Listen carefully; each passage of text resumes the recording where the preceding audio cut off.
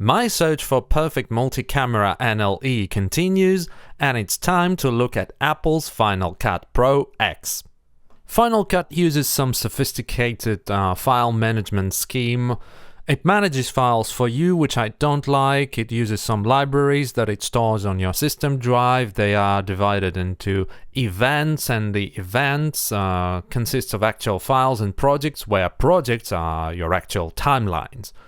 So even though I prefer that a project is a folder on your hard drive approach, that's the way Final Cut deals with that. To start a new project, you go to File, New Project, and here you choose your resolution, frame rate, etc. I click Cancel because I have already done that. And to import footage, you click onto this icon here, and it brings the browser. And that's problem number one with Final Cut. So if I click here, nothing happens. So it took about a minute.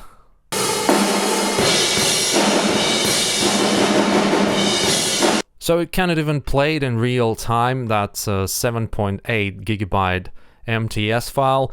Well, basically, don't bother with MTS. Final Cut just does not support it properly. Fortunately, there is a workaround. You have to rewrap your AVC HD MTS file to MOV. And there are a bunch of tools for Mac to do that.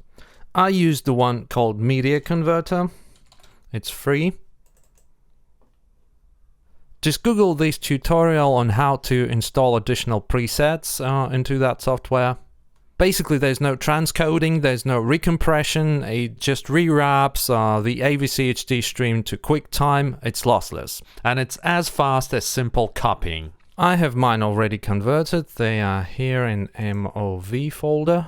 So I just select all of these, and I can either copy that to library, or in my case, I prefer to leave them where they are. So you click Import Selected, and Final Cut will bring these files to the library. As you can see, Final Cut doesn't use separate video and audio tracks. It stores everything in just one brick, which I find very convenient, because that saves you a lot of time and helps you to keep your timeline tidy and neat. If you click on this icon, you can make this just a bar, or have just the audio waveform, or both of them. And you can adjust the height of the clip. Final Cut has what they call magnetic timeline. If I move this clip up, it auto ripples. So it basically has the auto ripple turned on by default, and if I move this clip here, it swaps them around, but these two stay connected. Undo that. This gray line here is what they call main storyline. And the clips above that, they're supposed to be B-roll or something like that. So I can add some text on top of that. Extend that. Go to Inspector. Type something here. Now these two clips are connected to that clip, and if I move them around, they swap automatically, which is very convenient, because all of them always stay connected. That thing basically speeds up your workflow, and sometimes it helps you to get your edits done in no time at all. But this thing is kind of double-edged sword. It's very handy and convenient for one type of edits, and it can be very unpredictable and cumbersome for the others. To zoom out, I use Command- key or Command+ to zoom in. I press Shift-Z to zoom to entire timeline. If I want to remove that clip, I press Delete key, and it leaves what they call a gap in Final Cut. A gap is a sort of a dummy clip, so I can drag it around just like any other clip. Undo that. But if I want to ripple delete, I press Backspace. That constant auto ripple turned on is kind of cumbersome sometimes, but if you want to turn it off, you just go here and switch from Select Tool to Position Tool. And now I can move clips freely without auto ripple. Final Cut has very straightforward and intuitive keyboard shortcut scheme. I press A to switch to Select Tool. To cut, I use B tool, like that. Or press Command B to cut to playhead, or press Shift Command B to cut through timeline. But also I can hold B key and make as many cuts as I like quickly. And then if I release that, I have my selection tool back. So that's a very handy and convenient approach. You don't have to memorize a shortcut for every possible edit like in Premiere. Like one shortcut for trimming, the other for ripple trimming, etc. If I select a bunch of clips, right click on that and choose New Compound Clip, click OK. I make something which is very similar to a nested sequence in Premiere. So if I double click here, I'm inside of my compound clip, and for instance I can apply lower thirds to it.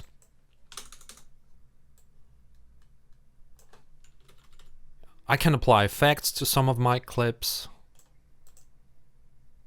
And now if I go to my main timeline, they're all here.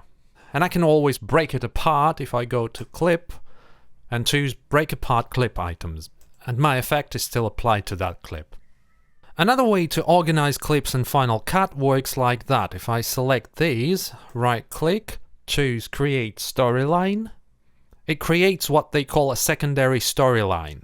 Unlike a compound clip, I can just select a clip inside of it and move them around like that. They will swap automatically. So it's just another magnetic timeline here. And if I grab it here, I can move them all together and they still stay connected. I can also trim them if I like. But unlike a compound clip, I cannot apply effects to this thing as a whole. Well, basically Final Cut has different ideology, different concept of timeline management. But anyway, that's the way Final Cut works. And that is why we cannot convert any number of layered clips into a multi-track clip like we did in Premiere Pro. In Final Cut, you always have to create the multi-camera clip from scratch, from the files in your library. So to create a multicam clip, I just select few of these, right click and choose New Multicam Clip. I just click OK for now.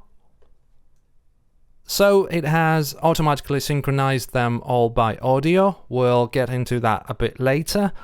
But now I just want to show you that, in fact, Final Cut uses tracks here. They are called lanes here. So there is no multi-camera without lanes or tracks or whatever you call them. So you can drag them around and swap them just like that. But let's delete that for now. So you have already noticed that Final Cut has built-in audio syncing capabilities, and I'll just show you how to use them properly. So I have a number of cameras and some of them have several records done sequentially, and there's a way to tell Final Cut how to deal with all that just in one setting.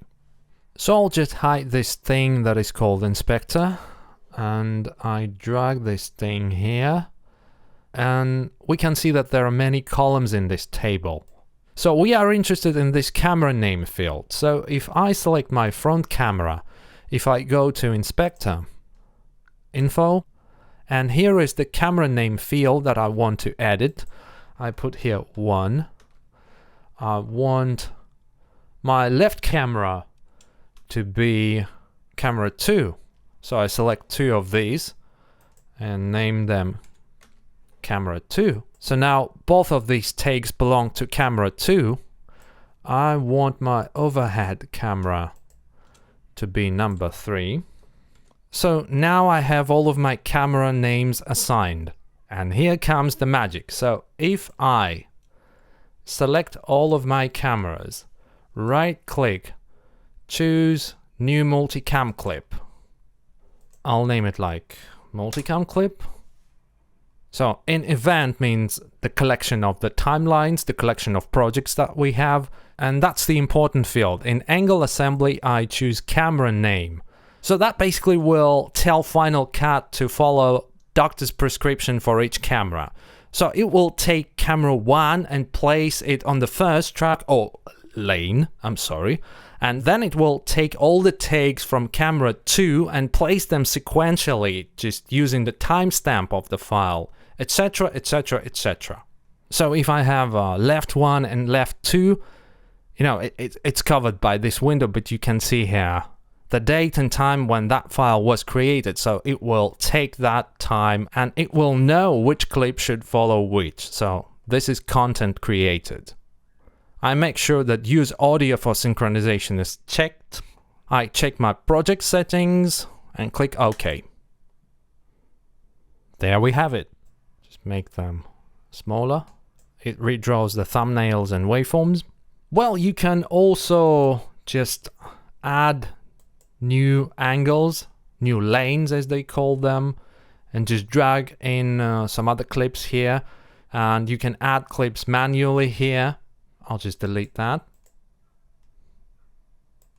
So you can initially create a multi-camera clip just with one track and then add the other clips later and sync them here. I'll show you how to do that. Let's just create some mess.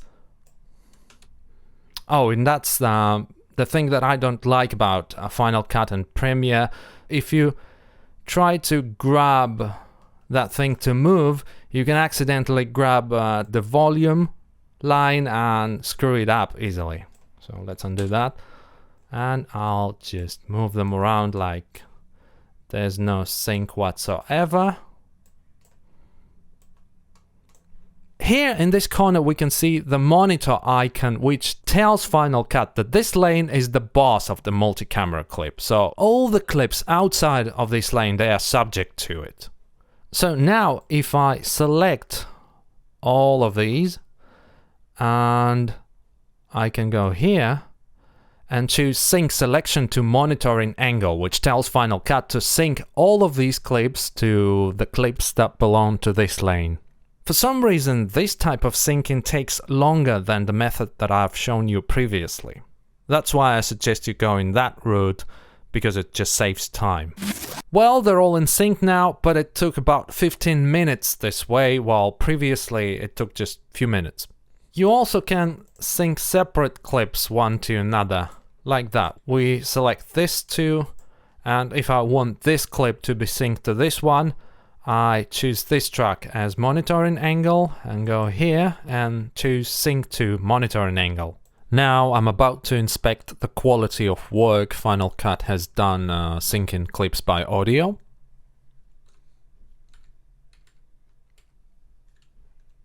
And here is one annoying thing about Final Cut. It redraws the waveforms and rebuilds the thumbnail caches every now and then. If you just zoom in, zoom out, it keeps redrawing that. That's very annoying. Well, to nudge audio by one frame, I use comma and dot key, or these are angle brackets left and right. That's easier to memorize. That's good. Redraws thumbnails. So Final Cut has very strong audio syncing capabilities. In fact, you don't need any third-party audio syncing software with Final Cut. It's very good at that. Now it's time to go to my original project and bring in the multicam clip that we've created. To see the multi-camera grid, you go here and choose show angles. Just drag it like that. Here I can select how many angles I would like to see at a time. So I can do like 4 or 9. Here I can switch the preview quality. There are just 2 options: better quality, which is good for color grading, and we choose better performance, which works better for multicam. Let's hit play.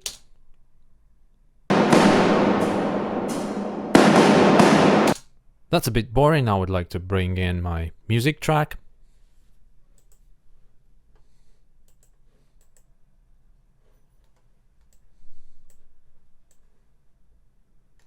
Final Cut is not as mouse wheel friendly as Vegas and Premiere.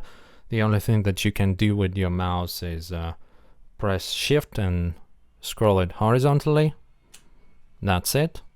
Or alternatively, you can press H and drag it with a hand. There's also a feature in Final Cut they call skimming. That's this thing. So if you, I'll just hide angles.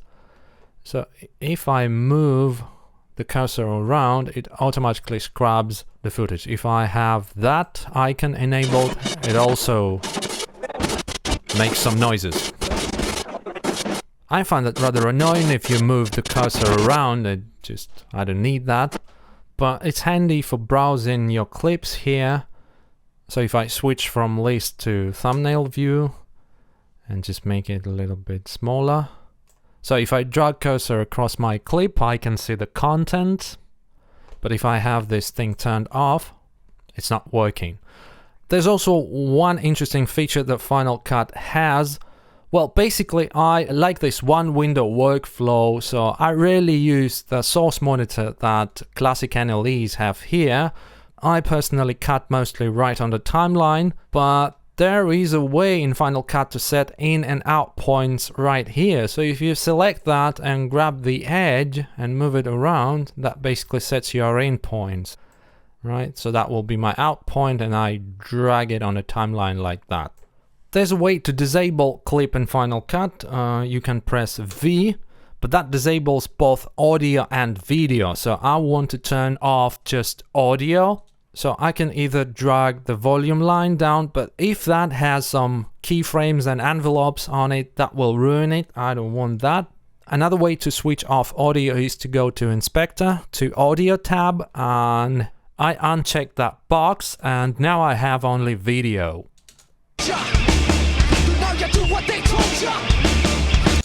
But that's the problem here, they're not in sync and I cannot see the waveform. So I have to switch it back again and readjust my position.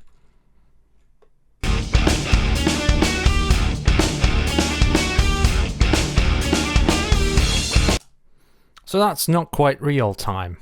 But that's the beauty of Final Cut. What we have here is what they call banks. If my hard drive is not fast enough to handle playing 6 tracks at a time, I can just switch to 4 angles. And now I can switch between different sets of angles. So I have these 4 and the rest of them. Those that work forces are the same that burn crosses. Some of those that work forces are the same that burn crosses. Well, unfortunately, it cannot play even the converted MOV files, 6 angles in real time, but you get the idea, so that's a very powerful feature. And as for cutting, the multicam, it's just like anywhere else. You see there's the blade icon here, so if I cut that, and if I click play, I can cut in real time. Crosses, some of those that work forces. Draw the same that burn crosses.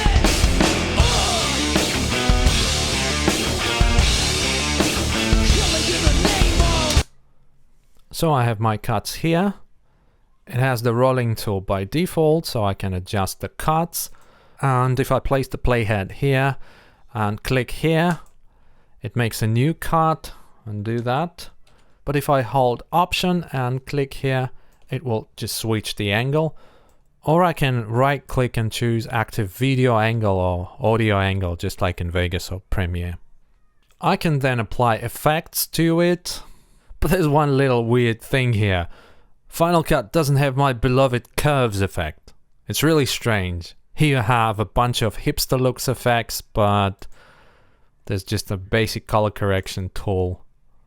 Final Cut does have a vector scope and waveform monitor. If you go to Windows, Viewer Display, Show Video Scopes, here they are, your waveforms, your vector scope, but it doesn't have any curves, so that's weird. Well, if you make software just for hipsters to play around with built-in looks, then why you have a professional tool like vector scope? And if you have a professional tool like vector scope, why are there no curves? That's weird. But it has a basic color correction tool. So if I go to exposure, I can drag my white level with that point. That point is black level, and that is gamma. And this color correction thing, it does basically what your 3-way color wheels, but just in a different weird way. So these are your highlights. For instance, if I want to make the orange teal look, I bring the highlights towards yellow. And these are the shadows. I want to bring them to blue a little bit. And what about my lagging camera? Let's check that. So let's see. 1, 2, 3, 4.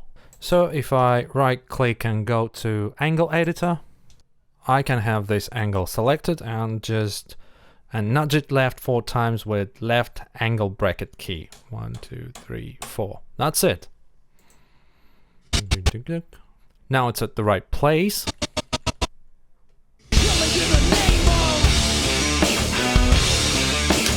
So that's just the same as with Premiere. You don't have any problems. If one of your camera is off, you can always correct it just like that. And it doesn't affect any of your cuts on your main timeline. Good. Final Cut does have some built-in proxy features. Basically, you can make a transcoded copy of your file when you import that.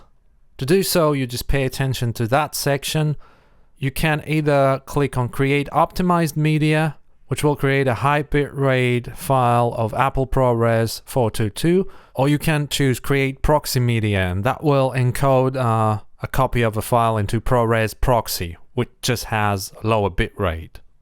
To create a proxy file for a clip that is already in the project, you just go into the media browser, right-click on the clip, and choose Transcode Media. Before that, we should check the preferences.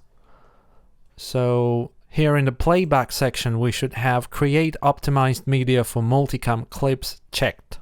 So now I right-click on that, Transcode Media, choose Create Proxy Media, and click OK. So now if you look at that indicator, it tells you that a background job is being done. So if we click on that, we can see that transcoding is in progress. But basically that works in the background, so we can continue editing just like that, and we can even have playback. You can see that it just stopped, but when the CPU gets idle, it continues doing its task. And you can always monitor the progress here. So now that my proxy files have been calculated, I can use them in my project. So I just go here and switch from optimized original to proxy. And let's hit play now.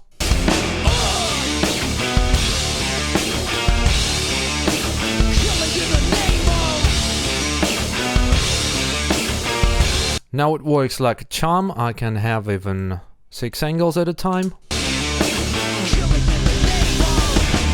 Now you do what they told you. Now you do what That definitely helped. The playback is much smoother now. But as I've already mentioned, the way Final Cut manages the files for you is quite complicated. So if you go here into that library and inspect it, you can see that now I have 39 gigabytes of proxies on my system drive, which is OS X. And my original media are located on disk D, and they occupy 38 gigabytes. So that's basically the same size. However, there's difference in playback. And if you go here to modify settings, you can tell Final Cut where to store your proxies. So here by default, I have media in library, which means that Final Cut takes care of all newly generated media and places it in its own folder. I can also choose to have that on my external drive or where my original media are located, like here, this one, MOV, choose that directory. But we've got the problem. It does not automatically relocate those files to that new place. And there's no way whatsoever that you can just take those files and bring them from one place to another place and tell Final Cut to find them. No. So I have originally created them on my system drive. If I want them to be now on my media drive, so the only way in Final Cut is to go to my project, select it, and choose File, Delete Generated Event Files. Choose Delete Proxy Media. They're gone now. I'll switch back to my originals. Now my proxies are gone, and I have to regenerate them from scratch. Welcome to Final Cut. Now I'm going to add more tracks. Unfortunately, you can't add several tracks at a time in Final Cut, so I have to do that one by one. So if I select all of these clips, drag it like that, nothing happens. But that's one of the quirks of Final Cut, so I have to drag them one by one, like that. So I've played around with it, I've calculated my proxies, and now I have this. Look at that. You do what they told ya. Now you do what they told ya. Don't you die, or justified. Wherever the bad, yeah, you're chosen right. You're justified. Don't get died. Wherever the bad, yeah, you're chosen right. That's crazy. That's amazing. It plays 16 tracks at a time, and that's the maximum that you can get in Final Cut's multi-camera view. I don't know how in the world they do that. Here's the original file, it's 8 GB, and here's ProRes proxy, it's 9 GB. But it's different with the others, it's not consistent, so if I take this one, that's 4.5 GB, and overhead proxy is 3.78 GB. So that one was bigger, this one is smaller, go figure. I have also double checked all of these angles, and although they look the same, they are actually separate streams. So if you look at this camera, it has sunlit background, and that one is overcast, so they were shot at different time. I'm still puzzled how these huge files can be all played at the same time. Well, that's impressive. Now I want to replace those files with the proxies I've created manually in the previous part of this video. And here's the problem. So if I choose this file, go File, Relink Files, Locate, and choose my proxy, boom, it says that the frame rate doesn't match. My original file is 50p, and I created a proxy that is 25p, and Final Cut cannot replace it that easily. And that was not a problem at all with Vegas and Premiere. I couldn't resist to sacrifice 20 minutes for the sake of science and have created another project with these smaller proxies that I made previously. In fact, this is the same computer, this is a Hackintosh, so the hardware is shared between Windows and Mac OS. Same CPU, same everything, just different software. So let's take a look.